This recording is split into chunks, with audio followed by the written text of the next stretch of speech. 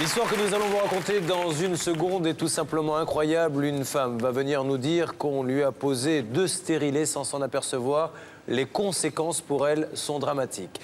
Vous vivez une situation liée à un problème médical, n'hésitez pas à nous contacter au 0826 100 709, 0826 100 709 ou bien l'adresse de Sans Aucun Doute qui apparaît maintenant sur votre téléviseur. Accueillons maintenant Annabella sur le plateau. Voici Annabella. Aussi incroyable que cela puisse paraître, son gynécologue lui aurait posé 2 stériles. Conséquence, Annabella a terriblement souffert. C'était des douleurs au point vraiment que vous n'arrivez à rien faire. Il a fallu plus de 3 ans et d'atroces souffrances avant que quelqu'un s'aperçoive de l'erreur, mais aujourd'hui, Annabella ne peut plus avoir d'enfant. Pour une femme ne plus avoir l'utérus, je vois pas ce qu'on peut avoir de pire. Nous irons voir le gynécologue mis en cause pour lui demander des explications. Vous ne nous occupez pas de cette histoire et je ne veux pas vous voir. Pour Sans Aucun Doute, c'est une nouvelle affaire qui commence tout de suite. Bonsoir Annabella, soyez la bienvenue. Bonsoir. Qu'attendez-vous de cette émission Annabella? Bon, j'attends déjà, je vous dirais, savoir la vérité. Pourquoi cette erreur médicale est arrivée. Parce que quand même, c'est 3 ans et demi de souffrance. Il faut quand même préciser à nos téléspectateurs qui vont voir un reportage dans quelques instants avant les coups de fil que vous avez gardé combien de temps ces 2 stérilets? 4 ans. 3 ans et demi, 4 ans. Tous les examens que vous avez faits pendant toutes ces années, personne ne s'en est aperçu? Personne ne sait pas. J'avais le droit d'être fatiguée. Quelles sont les conséquences pour vous, madame, aujourd'hui? Physiquement, bon, je reprends qu'on m'élevait l'utérus. Ouais, donc c'est catastrophique. 3 ans et demi après, souffrance. Est-ce que ça a vraiment été une souffrance terrible? Ah oui, affreuse. Alors, déjà, cette erreur paraît inconcevable, mais elle a eu lieu. Est-ce qu'aujourd'hui, l'hôpital vous dit, madame, nous sommes désolés, parce que je ne vois pas ce qu'on peut dire d'autre, on ne peut pas nier qu'il y avait 2 stérilés, on l'a vu.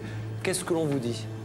En fait, j'ai été me rendre, ça fait pas longtemps, chez le professionnel là. Il n'a pas voulu attendre, parce que simplement, il avait plus mon dossier médical. Et j'ai pas eu droit, même pas des excuses. Et il vous a proposé un rendez-vous, je crois, dans combien de temps? Dans 3 mois? 3 mois, oui. C'est incroyable, ça. Oui. Est-ce que c'est vrai, dans notre enquête, notre journaliste nous a signalé que l'on vous aurait dit, je mets ça au conditionnel bien sûr, vous n'avez pas de chance que ça soit tombé sur vous? Oui, c'est vrai. Ça, c'est vrai. Il m'a regardé en face, il m'a dit, c'est la première fois que ça m'arrive ça, je regrette ça tomber sur vous. Parce que si cette dame n'était pas intervenue au bout de 3 ans et demi, ce qui est déjà inconcevable, mais qu'est-ce qu'il arrive si elle le garde 8 ans? Et en plus, Julien, c'est le rhumatologue qui s'en est aperçu, c'est même pas le C'est même pas le gynécologue. médecin, C'est en allant voir un rhumatologue qui fait une radio du bassin et qui voit les 2 Donc, stérilés. le gynécologue qui lui a posé les 2 stérilés, quand elle est retournée le voir en lui disant Tous je les souffre 6 énormément, mois, tous les 6 mois, il ne s'en est même pas aperçu. Cette dame allait le voir pour dire je souffre horriblement, pas de radio, rien du Rien. tout. Alors, qu'est-ce qui aurait pu se passer si elle l'avait gardé 2 ans de plus? Il s'est passé le pire, c'est-à-dire qu'on nous aurait enlevé avant, il y a une réaction inflammatoire qui s'est produite et qui a Donc les tellement conséquences ne traumatisé, peuvent si pas vous être voulez. pires qu'elles sont là. Bah oui, je crois que c'est pour une femme ne plus avoir l'utérus, je vois pas ce qu'on peut avoir de pire. Ouais. Madame, dans votre couple, en plus, ça a eu des conséquences à l'époque? Oui, malheureusement, oui, parce que, en fait, au moment que ça allait pas du tout physiquement, vraiment, où j'étais dans la pire période de souffrance, mon conjoint se trouvait lui-même en fin d'activité professionnelle après un licenciement économique. Alors, je n'osais pas trop parler. Je me battais pour garder mon travail. Et- Donc vous avez été obligé d'aller travailler en Ah oui. endurant cette souffrance. Ah oui, un avis de mi-tension, j'ai monté... Vous avez l'impression qu'on vous a volé 3 ans de votre vie? Ah oui, on m'a volé, on m'a emprisonné 3 ans et demi. Ouais, d'accord. Je crois que nous en savons suffisamment. Nous allons maintenant essayer de comprendre exactement comment les choses se sont passées. Pour la plus grande objectivité du débat, nous contacterons par la suite les personnes concernées pour qu'elles puissent nous donner leur version des faits. Voici donc l'enquête. Elle est signée Laurence Loventhal pour Sans Aucun Doute. Regardez bien. C'est l'histoire d'Annabella, une jeune femme de 37 ans à qui la vie avait beaucoup donné, à qui la vie a beaucoup repris. Épouse comblée, mère de 4 enfants, un bon travail. Et puis un jour, un grain de sable et la vie bascule à cause d'une terrible erreur médicale. Cette erreur médicale m'a détruit complètement, physiquement, moralement, m'a détruit mon travail, moralement mon mari, mes enfants. C'était une vraie catastrophe. Le coupable, ce stérilet de 5 cm de long. Il s'agit même de 2 stérilés. car à la suite d'une improbable erreur, Annabella a porté pendant plusieurs années 2 dispositifs contraceptifs au lieu d'un. L'anecdote pourrait faire sourire si les conséquences n'avaient pas été si dramatiques. Nous sommes à l'automne 1999, Annabella vient d'accoucher de sa dernière fille. J'ai décidé de prendre des précautions pour ne pas me trouver enceinte. J'ai été voir mon gynécologue, là, il m'a proposé un stérilet. Pour moi, c'était une des bonnes solutions. Je l'ai fait tout à fait confiance. La jeune maman tolère mal le stérilet. Elle demande à son gynécologue de lui enlever. Il lui fait un examen complet sous anesthésie générale, mais pour une raison inconnue, il oublie de retirer le stérilet. Annabella l'ignore bien évidemment. Mars 2000, elle fait une deuxième tentative avec un modèle différent. Le gynécologue commet alors une terrible erreur. Il pose un second stérilet sans voir que le premier est toujours en place. Quelque temps plus tard, Annabella ressent de vives douleurs au ventre. J'avais mal le bas-ventre. J'avais l'impression qu'il y avait quelque chose qui déchirait dedans, je sais pas. C'est pas facile à expliquer. C'était des douleurs au point vraiment que vous arrivez à rien faire. Le calvaire va durer plus d'1 an sans que personne n'identifie l'origine des souffrances. Les examens médicaux se succèdent et les douleurs persistent, inexplicables.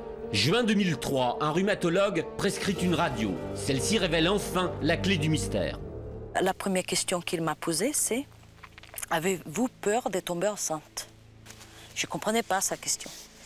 J'ai dit « Pourquoi, docteur? Vous étiez bien au courant? J'avais un stérilet. » Il me dit ben, « Vous n'avez pas un, vous avez 2. » 2 stérilets, dont l'un est périmé depuis 1 an. Annabella se rend chez ce gynécologue qui la suit depuis 10 ans. Il faut retirer de toute urgence les 2 contraceptifs. Face à ses responsabilités, le praticien ne perd pas son flegme. Et la seule chose qu'elle m'a pu dire, c'est la première fois que ça m'arrive, je regrette, ça tombait sur vous. Annabella est écœurée. Elle ne dépose pas plainte, mais prévient son assurance. Un expert est nommé. Dans son rapport, il confirme la responsabilité du gynécologue. 5 ans après les faits, Annabella attend toujours des explications et un minimum de considération. Munie d'une caméra cachée, elle se rend aujourd'hui chez ce gynécologue pour une ultime tentative. Vous avez au moins 2 secondes, 2 minutes. D'une part, pas le temps, et d'autre part, je n'ai plus votre dossier. Oui, vous n'avez pas mon dossier, mais vous avez quand même pas oublié de que vous avez fait. Là, dans cette attente, faire quoi que ce soit. C'est bien pour qu'on discute 2 minutes. Vous prenez un rendez-vous. Je n'ai pas le temps de... De rendez-vous dans 2 mois, 3 mois. Je n'ai pas le temps de voir comme ça. Visiblement, Annabella n'est pas la bienvenue. Auprès de la secrétaire du gynécologue, c'est le même accueil glacial. Madame Guy est en consultation, il peut pas vous voir, il n'a pas votre dossier, il vous l'a donné. C'est fini. Non, c'est des bonnes excuses. Bon, il n'ose plus parler des actes qu'il a fait. Parce que vous savez, de stérilet, ça court pas les roues. Pourtant, moi, je ne demande pas la lune. Hein. Ça fait 3 ans et demi que je souffre. Je demande à lui poser 2-3 questions. Ça prend 2 minutes. Pas un mot, pas un geste. La jeune femme se sent méprisée, ignorée. Pourtant, cette erreur médicale a brisé sa vie. Des conséquences tragiques sur la santé tout d'abord. Christelle, l'amie d'Annabella, se souvient de ses années noires. Maux de ventre, paralysie, sciatique, vertige. Annabella, elle était fatiguée. Quand on arrivait le matin, ça allait. On pouvait aller dans la moitié de la matinée, elle avait le ventre qui gonflait. Et puis après, elle était toute blanche. Et puis on voyait qu'elle était fatiguée. Elle aurait pu dormir, elle dormait. Et le soir, des fois, elle pleurait. Quand on arrivait, elle était en pleurs. Elle disait qu'elle avait mal au ventre. Malgré le retrait des stérilés, les douleurs restent insoutenables. Antibiotiques, anti-inflammatoires, antalgiques, rien ne soulage Annabella. L'enfer va durer 2 ans et demi. Juin 2005, à bout de force, elle consulte un professeur en gynécologie. Il est formel, l'ablation de l'utérus est inéluctable. Je crois que je ne réalise pas encore aujourd'hui. Je ne réalise pas encore comment élever l'utérus. Il me faudra du temps. Aujourd'hui, Annabella a cessé de souffrir, mais elle est meurtrie dans sa chair. Psychologiquement, il faudra du temps avant d'accepter l'opération. Sur le plan professionnel, le bilan est tout aussi désastreux. J'ai travaillé dans la restauration depuis 1997. Niveau de travail, bon, j'avais les responsabilités d'accueillir le client, prendre les commandes, faire les caisses, bon, bref, un petit peu tout. Bon, c'est un travail que j'aimais, je me sentais comme chez moi. Annabella est très appréciée au restaurant. Son salaire est confortable, mais elle doit effectuer chaque jour 2 heures de trajet. Ses problèmes de santé deviennent rapidement un obstacle insurmontable. C'est la souffrance qui a pris le dessous. Au lieu de santé, bon, c'était la catastrophe. J'arrivais plus à tenir debout. J'arrivais plus à rien faire. Bon, il y a les enfants, on s'accroche. C'est pas toujours facile. Quand c'est pas facile, on se cache pour craquer moralement. Et ce qui m'est arrivé, j'ai craqué jour après jour. Les arrêts maladie se succèdent. Pour son employeur, la situation devient ingérable. En avril 2004, Annabella reçoit sa lettre de licenciement. Il y a eu 2 jours que je me suis dit jamais j'arriverai à tenir le coup à rien que le trajet, encore moins le travail. Au point, ça arrivait même de dire à mes enfants, ça arrive quelque chose à maman. Occupez-vous de votre petite sœur. Je me suis battue. Battue pour un licenciement à la fin. Annabella a lutté, mais elle a perdu la bataille. Dorénavant, c'est 2 000 € en moins chaque mois sur le budget familial. À la maison, même constat dramatique. Pendant des mois, Annabella souffre en silence, sans comprendre l'origine de son mal. Son mari est complètement déstabilisé. Elle n'assumait plus sa vie du foyer. Elle n'arrivait plus à faire son ménage, elle n'arrivait plus à faire à manger, elle ne dormait plus. Annabella se replie sur elle-même, son mari est ravagé par un terrible sentiment d'impuissance. À son tour, sa santé vacille. Moi, disons, avec le cumul de toutes ces choses-là, on va dire, moralement surtout, bon, je l'ai peut-être caché, et disons, j'étais en plein. J'ai dû aller voir un psychanalyste. Il m'a dit, monsieur, vous, ce que vous avez, parce que je commençais à lui raconter un peu mon histoire, on va dire, il m'a dit non, ben, ne cherchez pas, vous êtes en train de prendre le mal de votre femme pour vous. Vous mettez à sa place, ce qu'il ne faut pas faire. Les enfants ont également pris de plein fouet la détresse physique et morale de leurs parents, surtout l'aîné de la fratrie. Au plus vieux, il avait peur. Tout le temps, maman, j'appelle l'ambulance, ça va pas. Il me suivait partout, le grand. C'était le plus vieux, c'est celui-là qui pourrait mieux comprendre. Il avait peur pour vous? Oui, il avait peur. Il avait peur.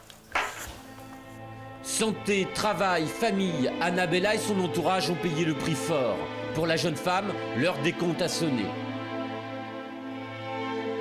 Aujourd'hui, ce que j'attends, c'est déjà qu'ils reconnaissent ses erreurs, qu'ils reconnaissent qu'il m'a fait souffrir énormément, qu'ils reconnaissent aussi que j'ai perdu mon emploi à cause de ça, et que dans son erreur a traîné toute une famille dans leur désarroi.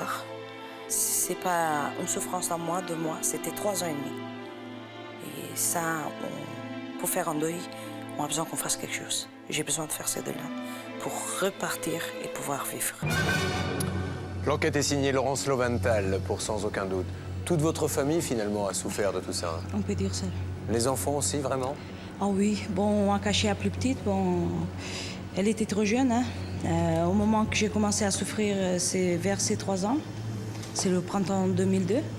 Elle avait tout juste 3 ans, hein. C'est sûr, vers un enfant de bas âge comme ça, et on fait en sorte... De le protéger? Le protéger. Et il a fallu combien de temps pour que quelqu'un décide de vous faire passer une radio? Bonne question. Ça fait 1 an et demi, précis. Donc aujourd'hui, docteur Courtois, est-ce qu'il est possible, parce que ça pourrait être le cas, de poser un 2e stérilet sans s'apercevoir qu'il y en a déjà? Est-ce que c'est quelque chose qui est possible? A priori, non, puisque quand on met un stérilet, sans passer les détails, on laisse un fil, si vous voulez, qui ressort pour pouvoir l'enlever quand on en a envie.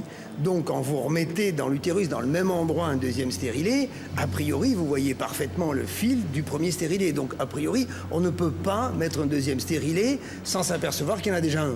Sans rentrer dans des calculs précis, que peut exiger cette dame maintenant pour réparation? Je crois surtout que ce qu'elle peut exiger du gynécologue, c'est qu'il fasse une déclaration à sa compagnie d'assurance et qu'il demande une transaction amiable. Donc maintenant, il faut que son gynécologue avertisse sa compagnie d'assurance, qu'il y ait un médecin expert de nommer et une transaction amiable, et puis qu'ils reconnaissent au moins par politesse qu'il y a une erreur. Je crois que ça, n'importe quel chirurgien est à même de reconnaître. Donc, Maître Fellono, est-ce que l'hôpital peut avoir une responsabilité dans cette affaire? Ça dépend dans quel cadre ce médecin agissait.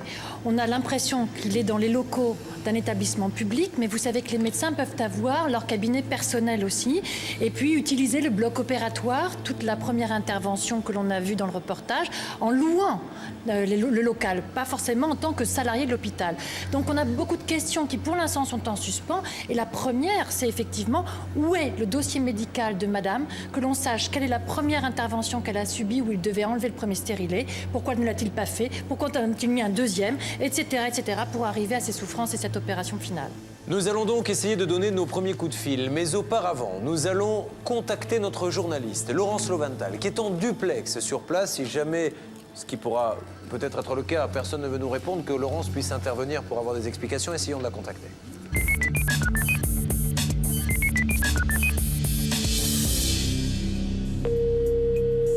Laurence, m'entendez-vous ? Oui, je vous entends, Julien, pas de problème. Donc Laurence, vous vous trouvez, je suppose, près de l'hôpital où le gynécologue a son cabinet. Oui, je me retrouve devant l'hôpital, donc où le médecin consulte. Alors cet après-midi, il y a des rendez-vous, donc je pense que nous n'aurons aucun mal à le trouver. Bien, donc je vais dans un premier temps essayer de l'appeler, et dans un deuxième, si ça bloque, évidemment, vous interviendrez, d'accord ? Pas de problème. Alors ne bougez pas, restez en ligne avec nous, nous essayons d'appeler le gynécologue. C'était à craindre, le gynécologue est en consultation au moment où nous l'appelons. Il ne peut donc pas nous parler. Nous convenons d'un rendez-vous téléphonique ultérieur avec sa secrétaire. Donc alors dans ce cas-là, si vous pourriez rappeler vers le coup de 18h, ça serait peut-être mieux, parce que là il est en plein consultation. Bon, alors madame, moi si on pouvait entre deux consultations l'avoir 20 secondes, ça serait bien, parce qu'avant de démarrer, vous voyez, les choses, parce qu'après j'ai peur que ça soit un peu tard. Le souci c'est qu'il est en plein consultation, je viens de l'avoir, il m'a dit 18h aujourd'hui ou encore 16h le vendredi. Bon, alors 18h, c'est ok, on peut prendre rendez-vous pour 18h ? Pas de problème, je lui dirai, hein. Merci. Je vous en prie. Au revoir. Au revoir. Je propose que nous appelions quand même la direction de l'hôpital pour, comme vous le disiez, Maître Fellono, déjà mieux comprendre le cadre des activités de ce monsieur et savoir si l'hôpital, d'une manière ou d'une autre, a été au courant de ce dossier. Donc nous allons appeler le standard pour essayer de parler à la direction. C'est parti. Le directeur de l'hôpital est injoignable. Nous convenons avec sa secrétaire d'un rendez-vous téléphonique. Entre-temps, nous décidons de contacter notre journaliste, toujours sur le terrain. Alors, nous avons toujours, je pense, Laurence Loventhal qui est en duplex avec nous. Laurence, vous m'entendez ? Je vous entends. Bien, Laurence, alors, a priori, ce monsieur nous donnerait un rendez-vous téléphonique à 18h, mais d'après vos informations, il pourrait partir plus tôt ? Alors partir plus tôt, ça je l'ignore. En tous les cas, il faut savoir que la ligne téléphonique de sa secrétaire ne répond plus à partir de 16h, 16h30. Donc c'est gentil de lui avoir proposé un rendez-vous à 18h, mais elle aurait peut-être dû vous donner un numéro pour joindre le médecin. Donc Laurence, au cas où ça ne répondrait plus, puisque vous me dites que vous avez essayé d'appeler durant la semaine, et donc à 16h30, la secrétaire ne répond plus. Donc comme elle n'a pas notre numéro, quand on va l'appeler, ça ne répondra pas, donc on ne pourra pas l'avoir à 18h. Donc il vaut peut-être mieux prendre un rendez-vous physique avec lui. Je vous laisse aller là-bas le prendre et vous nous tenez au courant ? Il n'y a pas de problème, je vous tiens au courant, j'y vais de ce pas. Merci Laurence, à tout à l'heure. À tout à l'heure. Nous allons tout de suite repartir du côté de l'hôpital où il se passerait des choses. Laurence Loventhal, m'entendez-vous ? Oui, je vous entends parfaitement. Donc, j'ai réussi à entrevoir le médecin quelques instants. Donc, premièrement, il m'a dit qu'il n'avait aucun rendez-vous à 18h, ni avec nous physiquement, ni téléphoniquement avec vous. Il n'a jamais donné son accord. Donc, ça, c'est quand même une première chose importante. Deuxièmement, il refuse absolument de nous recevoir. Il n'a pas le temps, il n'a rien à dire. Et voilà. Donc, là, nous lui avons proposé de patienter dans la salle d'attente quand il y aurait quelques instants. Et il a appelé, je pense que c'est la sécurité, donc nous nous apprêtons à les recevoir d'une seconde à l'autre. Notre journaliste attend d'être évacué par la sécurité de l'établissement hospitalier sans avoir pu obtenir les réponses aux questions que nous nous posons tous. Mais vous allez tout de même entendre le gynécologue qui a traité Annabella. Les obstétriciens sont régulièrement attaqués, alors ne me faites pas ce procès-là. Je n'ai rien à voir avec vous, je ne répondrai à aucune question de ce journaliste. Laurence Loventhal, notre journaliste, va lui dire ce qu'a enduré sa patiente. Elle va lui apprendre qu'elle ne peut plus avoir d'enfant, mais le médecin va perdre son sang-froid. Vous savez que Donc, écoutez, qu'elle a perdu, qu'elle a perdu son travail, on a dû lui enlever les virus. Vous ne vous occupez pas de cette histoire. Je ne veux pas vous voir. Mais justement, je m'en occupe. Eh bien, je ne veux pas vous voir. Annabella, toujours sur notre plateau, attend qu'on reconnaisse sa souffrance et surtout qu'on l'indemnise. Nous allons l'aider. Nous aurons en ligne la direction de l'hôpital. Monsieur, vous pouvez pas dire ça devant des millions de Français. On était il y a quelques semaines. Elle s'adresse à son docteur en lui disant: docteur, excusez-moi de vous déranger, vous m'avez placé 2 stérilés, on a dû m'enlever l'utérus. Que peut-on faire? Et là, il lui dit: madame, j'ai pas que ça à faire. La suite de ce dossier, dans un instant, dans Sans aucun doute.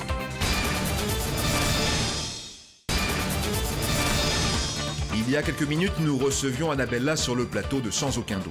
Cette mère de famille a sans doute été la victime d'une erreur médicale. Son gynécologue lui aurait posé 2 stérilés. Résultat, une douleur atroce. Mais pire encore, Annabella a dû subir une ablation de l'utérus. Elle ne peut donc plus avoir d'enfant. Notre journaliste est à l'intérieur de l'hôpital pour demander des explications aux médecins. Nous sommes en ligne avec elle. Deuxièmement, il refuse absolument de nous recevoir. Il n'a pas le temps, il n'a rien à dire. Et voilà. Donc là, nous lui avons proposé de patienter dans la salle d'attente quand il y aurait quelques instants. Et il a appelé, je pense que c'est la sécurité, donc nous nous apprêtons à les recevoir d'une seconde à l'autre. Laurence Leventhal, dans l'hôpital, attend sereinement les agents de la sécurité. Elle a cependant réussi à s'entretenir avec le praticien quelques instants auparavant. Le gynécologue, d'abord courtois, s'est montré très vite excédé par la présence de notre journaliste. Voici l'échange qui vient de se dérouler. Il y a eu un problème avec une de vos patientes. Je sais qu'elle a essayé d'obtenir un dialogue avec vous, qui n'a pas eu de solution. Donc elle a contacté l'émission de Sans aucun doute pour obtenir une médiation, essayer de trouver une solution. Et vous pensez que je vais répondre à vos questions? Sûrement pas. Bah, visiblement, vous ne répondez pas aux siennes non plus. Donc, je vous en prie, ne me dites pas ça comme ça. C'est qui cette dame? Madame Dos Santos. Elle est venue voir il y a quelques jours et vous ne l'avez pas reçue. Vous l'avez dit de prendre rendez-vous dans 2 ou 3 mois. J'ai pas dit de prendre rendez-vous. J'ai dit que je n'avais plus son dossier et que je n'étais plus son médecin traitant. Oui, mais c'est à l'époque où elle était votre patiente. Écoutez, le droit, je le connais aussi bien que vous. Hein. Les obstétriciens sont régulièrement attaqués. Alors ne me faites pas ce procès-là. Je n'ai rien à voir avec vous. Je ne répondrai à aucune question de ce journaliste. Êtes-vous au courant, par exemple, que madame a prévenu son assurance? Oui. Mais bien sûr. Vous savez qu'il a conclu à votre erreur médicale? C'est écrit en toutes lettres dans les documents. Le médecin a conclu une... Non, mais j'ai pas de temps à faire. Vous avez eu le document ou pas? Mais c'est une expertise qui doit avoir lieu. Hein. En général, on convoque le médecin. Elle a eu lieu, cette expertise. Ah bon? Sans le médecin? Absolument. C'est l'assurance de madame qui a délégué un expert. J'ai le document, j'ai le rapport. Oui. Ah ben, vous me le transmettrez. Vous savez que c'est donc, écoutez, cet été qu'elle a perdu, elle a perdu son travail, on a dû lui enlever l'utérus. Vous ne vous occupez pas de cette histoire et je ne veux pas vous voir. Mais justement, je m'en occupe. Eh ben, je ne veux pas vous voir. Écoutez, je vais attendre dans la salle d'attente. Vous pouvez attendre 2 jours, sachant que... Il n'y a pas de problème, j'attends là. D'accord. Vous trouvez ça normal de ne pas lui accorder 2 minutes? Écoutez, vous êtes... Bon, d'accord, écoutez, c'est pas grave, parce que je vais attendre. Nous venons de comprendre qu'un dialogue avec ce médecin était impossible pour le moment. Nous décidons d'appeler l'infirmier général de l'hôpital. Alors, il y a une possibilité maintenant, c'est éventuellement d'avoir un dialogue avec celui qu'on appelle l'infirmier général. Quel est son rôle, docteur Courtois, dans un hôpital? A priori, si vous voulez, c'est celui qui est responsable de tout enfin, normalement, le personnel infirmier. Mais comme on ne sait pas très bien dans quelle catégorie rentre le chirurgien, le gynécologue, est-ce qu'il est salarié, donc sous la responsabilité de cette personne, ou s'il est à titre purement privé? Donc c'est pas mal d'avoir son avis. Allez, la régie fait son numéro.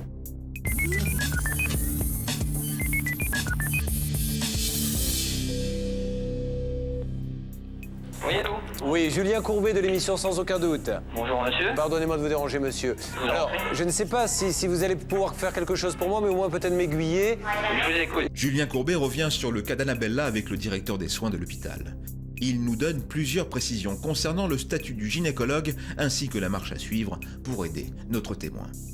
Donc le docteur a une activité libérale au sein de la clinique, au même titre que n'importe quel médecin généraliste ou spécialiste ayant une activité libérale. Hein. D'accord. Donc je ne sais pas si la pose du stérilet a été effectuée dans le cadre de cette activité libérale. S'il s'agit d'une pose de stérilet, je pense, à mon sens, que ça a été fait dans le cadre de l'activité libérale. Il se trouve que ce médecin exerce cette activité libérale au sein de la clinique sur des locaux loués. Donc je pense que cette dame-là a eu cette pose de stérilet dans ce cadre-là. Dans ce cadre libéral strict, et là la clinique, si vous voulez, n'a pas à intervenir.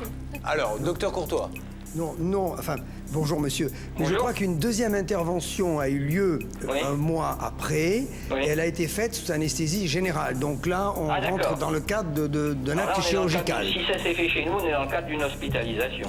Alors, est-ce que cette dame a demandé à avoir un entretien avec le médecin? Est-ce qu'elle a activé alors, elle a demandé à voir la commission de relations aux usagers, etc. Alors, elle a demandé à voir le médecin qui ne veut pas la recevoir. D'accord, oui. Est-ce que cette dame-là, dans le cadre de son hospitalisation, a fait une demande auprès du directeur de l'établissement? Non, je elle ne l'a savais pas pas. fait. Alors, écoutez, la meilleure solution, c'est que cette personne se présente à la clinique donc le vendredi.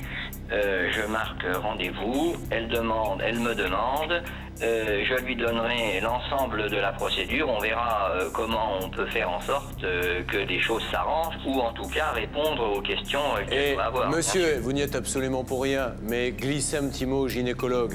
Non, et dites-lui, on ne peut pas laisser sans réponse. L'erreur, elle est là, on ne va pas y revenir. Mais elle a passé 3 ans de souffrance. Ce n'est même pas lui, monsieur. Il faut que vous sachiez que on lui a posé le stérilet et qu'elle l'a revu tous les 6 mois. Il n'a jamais fait de radio. Elle lui disait j'ai mal, il lui disait c'est normal. Il n'a jamais fait de radio et il a fallu qu'elle aille voir un rhumatologue 1 an et demi après pour que lui dise attendez, on va faire une radio, il y a un problème. Et on s'est interdit. Et il ne veut même pas la recevoir. On n'a pas le droit de laisser des malades comme ça. Oui, je comprends bien. Sauf que cette personne-là s'est pas adressée à la direction de l'établissement, a priori. Monsieur, vous pouvez pas dire ça devant des millions de Français. On était il y a quelques semaines. Elle s'adresse à son docteur en lui disant docteur, excusez-moi de vous déranger, vous m'avez placé 2 stérilés, on a dû m'enlever l'utérus. Que peut-on faire? Et là, il lui dit madame, j'ai pas que ça à faire. Ah oui, moi je sais pas qu'est-ce qui. Non, mais c'est ça qui s'est passé, monsieur. Je vous dis aujourd'hui, vous me mettez au courant d'une information. Oui, je comprends. J'en tiens compte, j'essaye de faire au plus vite, et jusqu'alors, je n'ai pas, vous n'étiez pas au courant. Je n'ai pas eu, à ma connaissance, un problème de cet ordre-là. D'accord. Donc je ne peux pas le deviner. Évidemment. Je remets un petit peu dans le contexte. Vous avez raison. Allez, un dernier mot de Maître Novakovic, on vous laisse tranquille. Bonjour Monsieur le Directeur. Simplement, ce qu'on attend véritablement de vous, c'est d'obtenir que le médecin gynécologue déclare le sinistre auprès de son assurance. Parce qu'à ce moment-là, toutes les opérations seront déclenchées et elle pourra alors obtenir une provision tout de suite. Écoutez, moi en tout cas, je recevrai, dans le cadre de mes attributions et de mes fonctions, je recevrai cette personne telle qu'on l'a définie là, c'est-à-dire vendredi au plus tôt. Elle m'exposera le problème, je lui donnerai, comme à n'importe qui d'ailleurs, et ça arrive, l'intégralité de la procédure, de telle façon à ce qu'elle soit en capacité d'exprimer et de faire sa demande en bonne et due forme, et pour qu'elle soit recevable de telle façon à ce que chacun des partis se trouve garanti, si vous voulez. Ça marche, monsieur. Voilà. Merci 1000 fois. Au revoir. Au revoir.